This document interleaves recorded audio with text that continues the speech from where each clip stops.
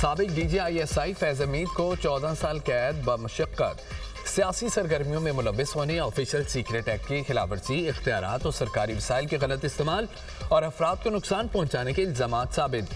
ISPR के मुताबिक तवील कानूनी कार्रवाई के दौरान तमाम शवाहिद और गवाहियों के बाद मुलजिम को तमाम इल्ज़ामात में कसूरवार करार दिया गया।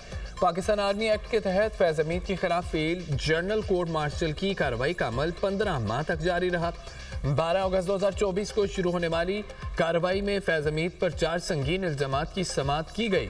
फैज़ हमीद को तमाम कानूनी हकूक और अपनी पसंद की दफाई टीम फराहम की गई। फैसले के खिलाफ मुतल्लिका फोरम पर अपील का हक हासिल है। सियासी अनासर के साथ मुबैना सियासी इश्ताल अंगेजी और अदम इस्तेहकाम के मामलात अलग से निपटाए जा रहे हैं।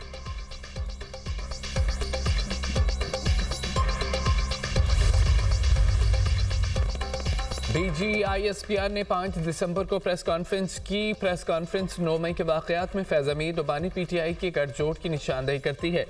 फैज़ हमीद को दी जाने वाली 14 साल की सज़ा इस अमर को भी वाज़े करती है।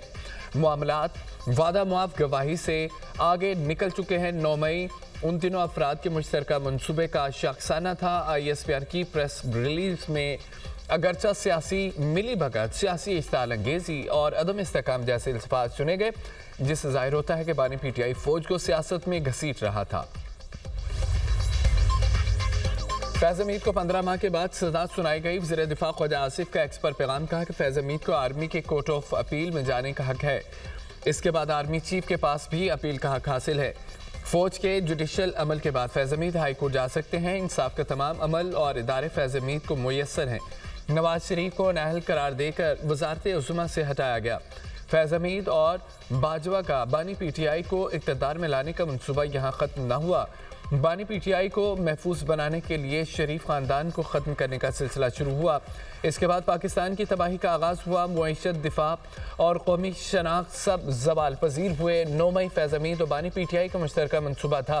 राना सनाउल्लाह का कहना है कि फ़ौज में अंदरूनी एहतसाब का मजबूत निज़ाम मौजूद है। फैज़ हमीद अपनी सरकारी और अस्करी हैसियत का नाजायज़ इस्तेमाल करते रहे। मेरे खिलाफ मुकदमे में भी फैज़ हमीद बराह रास्त मुलव्विस थे। जो लोग उनके साथ थे उनका ट्रायल भी फौजी अदालत में चल सकता है।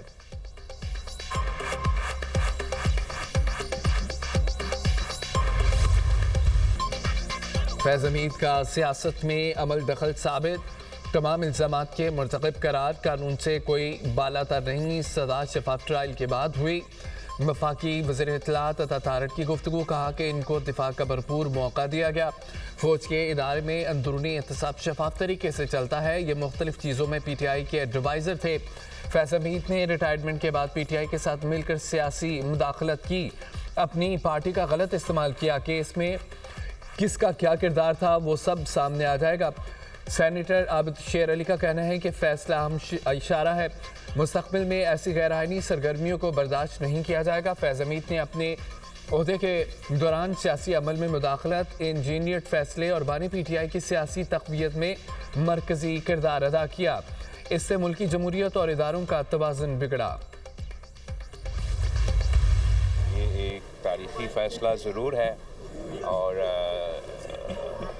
जनरल फैज़ साहब को 14 साल सज़ा आज मिला है। मेरे सियासी ज़िंदगी में दो ऐसे लोग थे जो मैंने ख़ुद अपने आंखों से देखा है, जो अपने वक्त के फ़िरौन थे। एक तो खान साहब ख़ुद है, उसके साथ साथ एक ये जनरल फैज़ साहब, वो ताकत का नशा में पता नहीं क्या क्या धमकियाँ देता था। फैज़ हमीद को सज़ा तारीखी फैसला करार। Chairman Peoples Party Bilawal Bhutto ने कहा है कि फैसला वाज़े पैगाम है, आइंदा ऐसी गलतियाँ न की जाएँ। फैसला मुस्तकबिल का तयन करेगा। फैज़ हमीद के खिलाफ मज़ीद तहकीकात और ट्रायल अभी बाकी है। बानी PTI और फैज़ हमीद अपने दौर के फ़िरौन थे। फैज़ हमीद ताकत के नशे में हल्फ की खिलाफ वर्जी करते रहे। बानी PTI ने सियासत में गलत रवायात डाली। बानी PTI के दौर में मुखालफिन को निशाना बनाया गया। बानी PTI ताकत के नशे में धमकियां देते थे, मकाफाते अमल से गुजर रहे हैं। बानी PTI को इसी ज़िंदगी में अपने जराइम का जवाब देना पड़ा है। PTI दौर में मरियम नवाज और फरियाल तालपुर को जेल भेजा गया। बानी PTI ने नफरत और इंतशार की सियासत को परवान चढ़ाया। PTI खुद ऐसे हालात पैदा कर रही है कि वफाक सख्त इकदाम ले। खैबर पख्तूनख्वा में गवर्नर राज का ऑप्शन मौजूद है। गवर्नर राज से मुतालिक बाकायदा बातचीत नहीं हुई।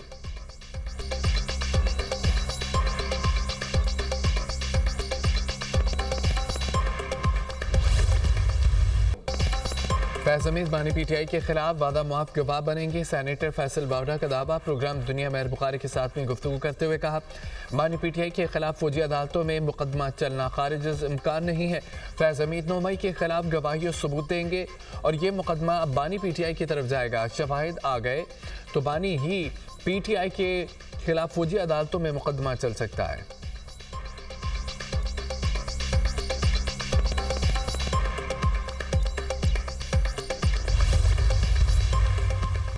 मुल्क के मुख्तलिफ शहरों में फ़ज़ाई आलूदगी बरकरार। लाहौर दुनिया के आलूदा शहरों में दूसरे नंबर पर एयर क्वालिटी इंडेक्स 398 तक पहुँच गया। फैसलाबाद में AQI 542, गुजरामाला 398, रावलपिंडी 352, पिशावर में 325 रिकॉर्ड किया गया। खैबर पख्तूनख्वा, सिंध, पंजाब के मुख्तलिफ शहरों में धुंध की शिद्दत में इजाफा। मोटरवे M1 पिशावर से रुश्की तक बंद। मोटरवे M2 पर लाहौर से हिरन मीनार तक ट्रैफिक का दाखिला बंद। मोटरवे M4 शेरशाह इंटरचेंज से शाहकोट इंटरचेंज तक बंद है।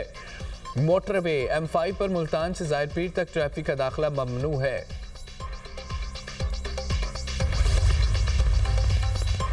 पाकिस्तान के अंदरूनी मामलात में मुदाखलत पर दफ्तर खारजा का सख्त इक़दाम। नॉर्वे के सफ़ीर की दफ्तर खारजा तलबी। दफ्तर खारजा ने नॉर्वे के सफ़ीर को डिमार्च जारी कर दिया।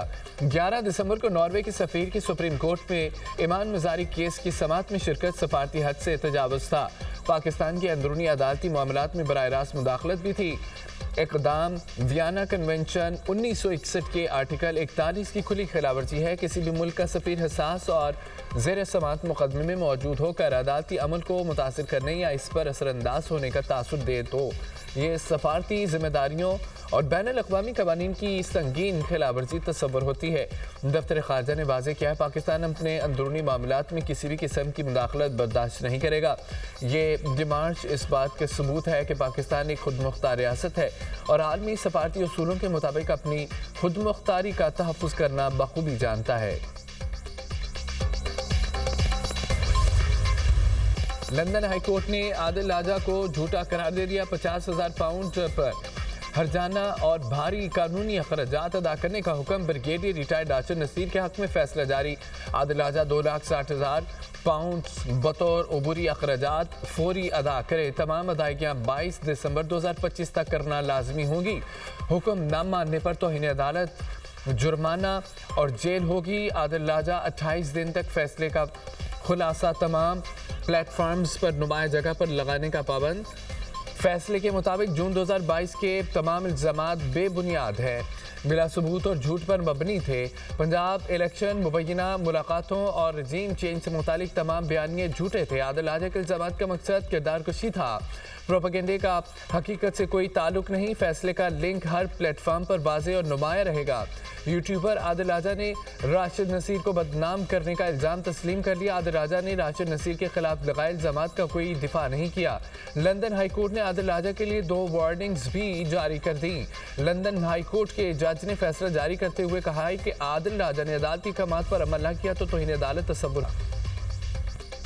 पाकिस्तान के F-16 तैयारों की अपग्रेडेशन। अमेरिका ने पाकिस्तान के साथ $686 मिलियन असला डील की मंजूरी दे दी। अमेरिकी दिफाई सिक्योरिटी कोऑपरेशन एजेंसी ने कांग्रेस को खत लिखकर आगाह कर दिया। कांग्रेस के पास इस फरोख्त का जायजा लेने के लिए 30 दिन का वक्त है। अमेरिकी जरीदे ब्लूमबर्ग की रिपोर्ट के मुताबिक पाकिस्तान को 92 जदीद लिंक 16 सिस्टम दिए जाएंगे। ये आलात कम्युनिकेशन और डाटा लिंक्स का जदीद निज़ाम है। तैयारों के हार्डवेयर और सॉफ्टवेयर अपडेट्स, नेविगेशन और क्रिप्टोग्राफ्ट आलात भी शामिल हैं। डील में 500 पाउंड वजनी MK82 बम दिए जाएंगे। मुआहदे के तहत हथियारों की इंटीग्रेशन और सपोर्ट आलात भी फराहम किए जाएंगे। इस अपग्रेडेशन से पाकिस्तान के F-16 तैयारों की ताकत 2040 तक बढ़ जाएगी। वज़ीर आला खैबर पख्तूनख्वा सोहेल अफरीदी को मुलाकात की इजाज़त न मिली। पुलिस ने वज़ीर आला KP सोहेल अफरीदी को दाखिल नाके पर रोका। मुलाकात का वक्त ख़त्म होने पर सोहेल अफरीदी वापस चले गए। मीडिया से गुफ्तगू में कहा, 10वीं बार अडयाला जेल आया, अदालती अहकामात के बावजूद मुलाकात नहीं कराई जा रही। हमारे कारकुन डरने और झुकने वाले नहीं हैं। हमारे दरवाजे बातचीत के लिए खुले हैं। हमने हमेशा आईन कानून की बालादस्ती की बात की है। पाकिस्तान के मफाद में जो होगा हम वही करेंगे।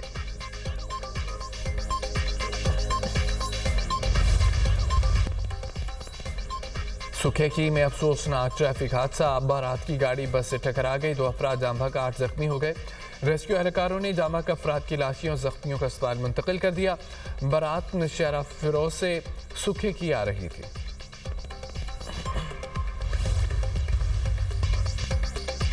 गजा में बारिश और सर्दी ने फलस्तीनियों की मुश्किलात बढ़ा दी।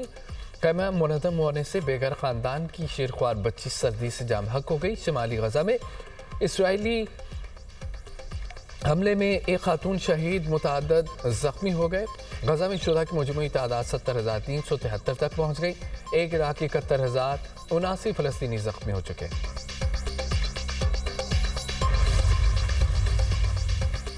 हमास ने एमनेस्टी इंटरनेशनल की 7 अक्टूबर 2023 के हमले से मुतालिक रिपोर्ट मुस्तरद कर दी। रिपोर्ट को गलत और गैर पेशेवराना करार देते हुए वापस लेने का मुतालबा। हमास का कहना था कि रिपोर्ट में काबिज़ हुकूमत के झूठ और इल्ज़ामात को दोहराया गया। रिपोर्ट का मकसद इश्ताल फैलाना और मुज़ाहमती फोर्सेस का तासुर मस्क करना है। अक्टूबर 2023 की रिपोर्ट में हमास पर इंसानियत के खिलाफ जराइम का इल्ज़ाम लगाया गया।